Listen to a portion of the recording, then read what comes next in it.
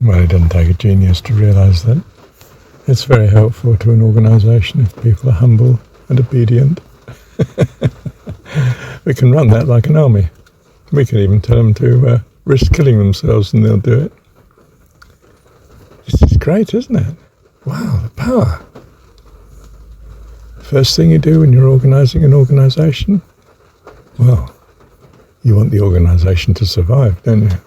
So you want control. If you want control, that means other people don't have it.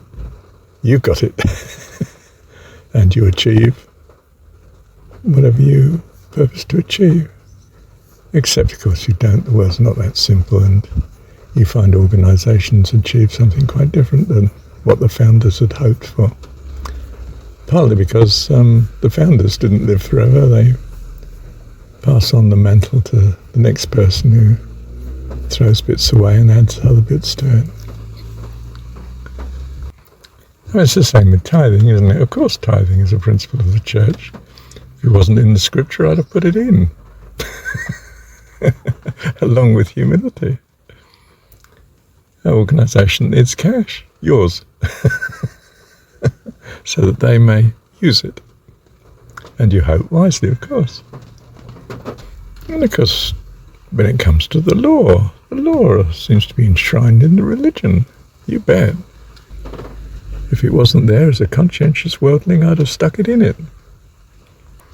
Can you imagine an organisation that didn't have rules and laws and, goals specified that you're to keep to and contracts that you must keep? Oh, and selflessness, of course. I want you to put the church or the organisation first. Promise to give your life to the organisation and the organisation will reward you. Well, if you're still alive to receive it, of course. And if things haven't fallen apart in your life because of your devotion to the organisation. How many marriages are ruined by one of the partners overworking, going to work too much? Jesus didn't build an organisation. He wasn't planning a church. Didn't set up a structure, foundation. Didn't bequeath a trust fund. He relied on the members to do that. No. Didn't have a building, didn't have a church, didn't have an organisation, hadn't signed a contract, didn't register it, didn't name it. Someone else called them Christians.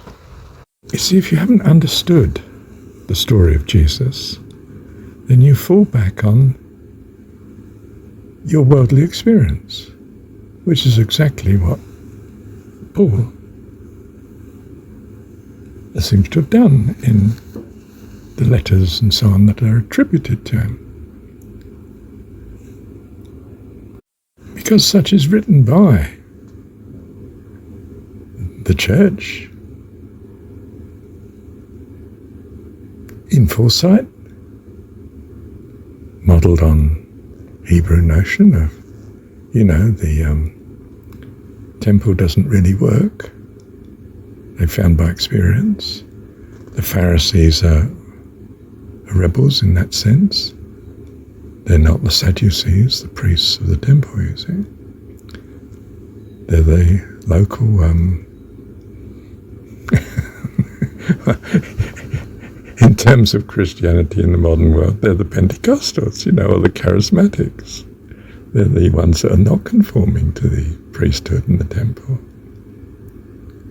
As it is, they don't get on with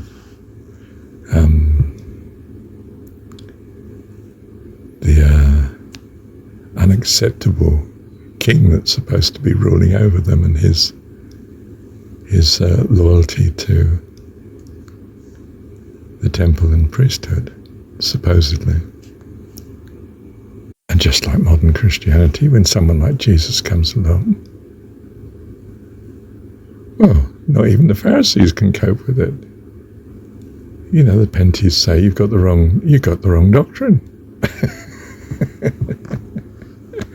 You're not keeping our rules. No, it's something to do with love. You see, it's not that keeping the rules gets you into heaven. If it does, it gets you in such a restricted space. Compared to heaven, what heaven can do and be for you, it's like being on earth or worse. Don't think that, the astral world or the causal world is some sort of nirvana. It's not. It's a restricted heaven, just like this is a restricted heaven. God is actually caring for you, but most people don't even realize it, because he's not screaming from the rafters every time you put a foot wrong. You're free here, because you can only love in freedom, where the values come to you that are appropriate to real freedom. So you experience in ignorance here what you feel to be free. And in that illusion of freeness, well, you dabble for a while in your own way, and ideally you come to learn the error of your ways and think, this is not much fun. I want God. What's God really like? And then you really start pressing in at every opportunity. This is a wonderful opportunity being here, to come to God for real. God can impose on everyone in any universe, if he wants, that they do the right thing. What's the point in that? I want your love and devotion. That's what I am. Rules and restrictions and constraints are for those that don't love what is good and right and proper, so that they don't wreck it and kill all the others. So they have to be confined. They have to be in a restricted space, like the causal or like the astral or like the earthly. Or as if you're, Buddhist,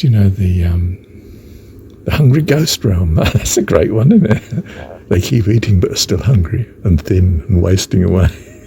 There's some horrific stuff. The Buddhists have got 3 levels of hell beneath the earth and 3 levels of heaven above it. So there's 7, magic number again, of course, 7 layers of universes, if you like,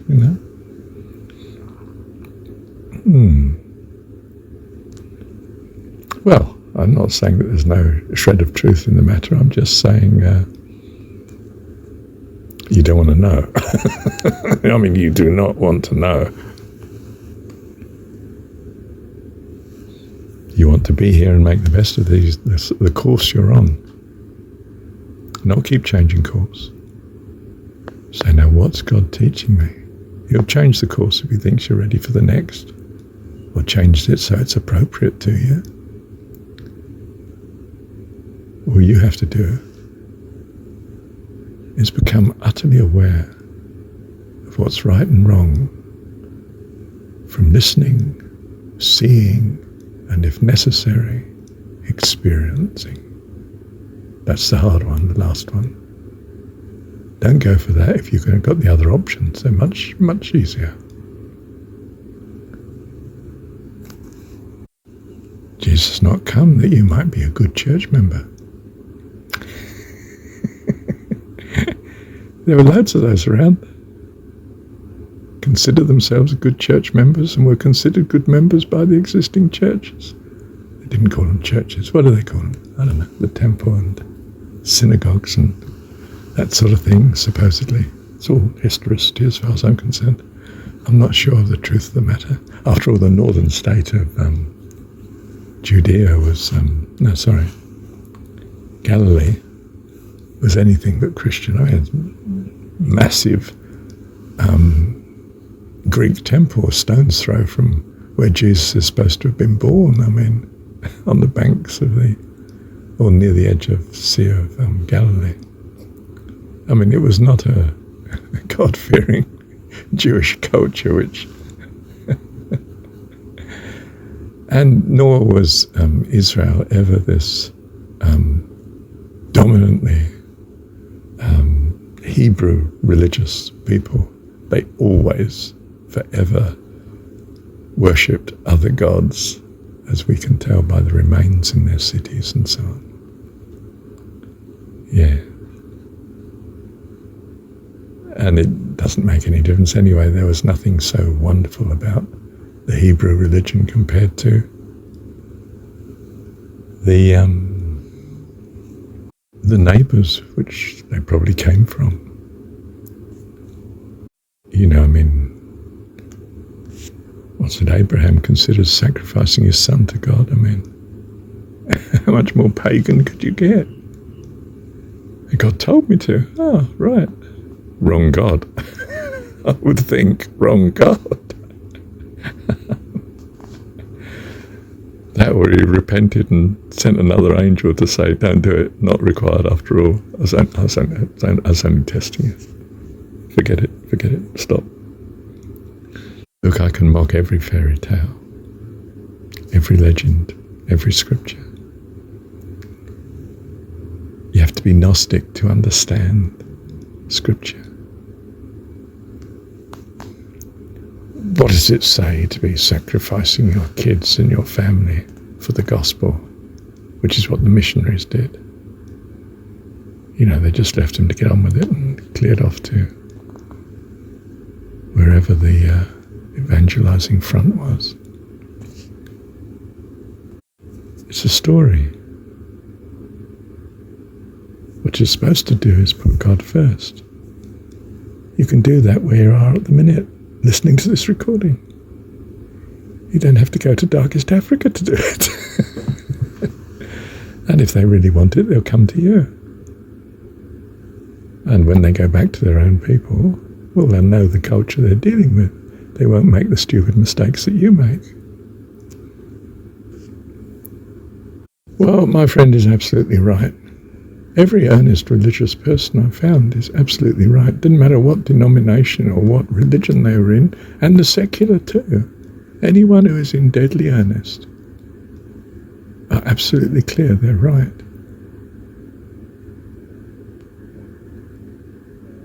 Am I the same? Oh, you tell me. I'm not going to perjure myself and admit to it.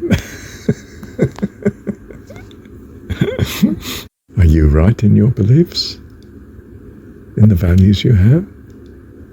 Do you really think these are your beliefs? Do you really think these are so? Do you really think you're right to value this and not value that? Of course.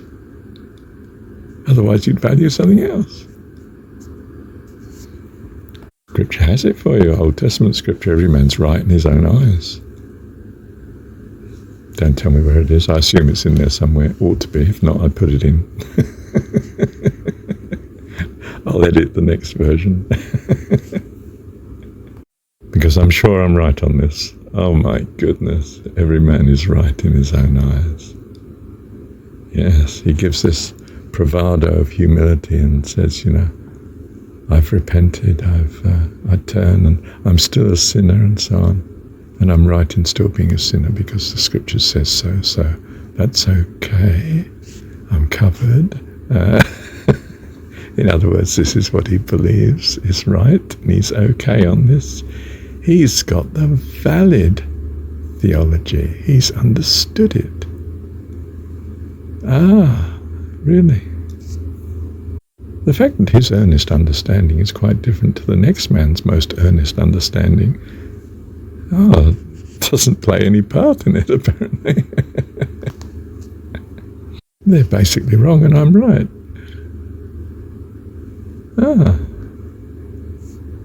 I wonder what the universe is like if that's true. Is this what we mean by the uniqueness of the personhood? Yeah, they're individuals. There are some things they haven't budged on yet, and if they do, well, they'll all look like clones, won't they? What sort of fellowship is that?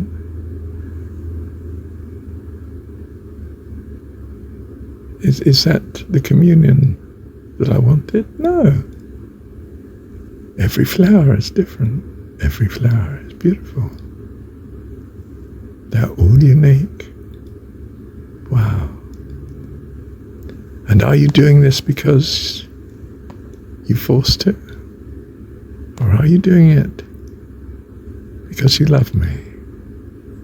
Do you love God because he'll throw you in hell otherwise and offer you heaven if you do the following? Or do you just love him? And love what he stands for, whether he exists or not. This is what I love. You know, it's Shadrach, Meshach, and Abednego. And if our God does not save us from the fiery furnace, well, still we would not worship you, O King. Are we commending that you have this sort of loyalty? No, we are not. And certainly don't say it to the tyrant that can throw you in the furnace. I do not want my children thrown in the furnace just because they feel they should give a proclamation of loyalty to me, for goodness sake. Don't, for heaven's sake, think that. How much more does God think that too? Love you, Heavenly Dad. Thank you, Dad.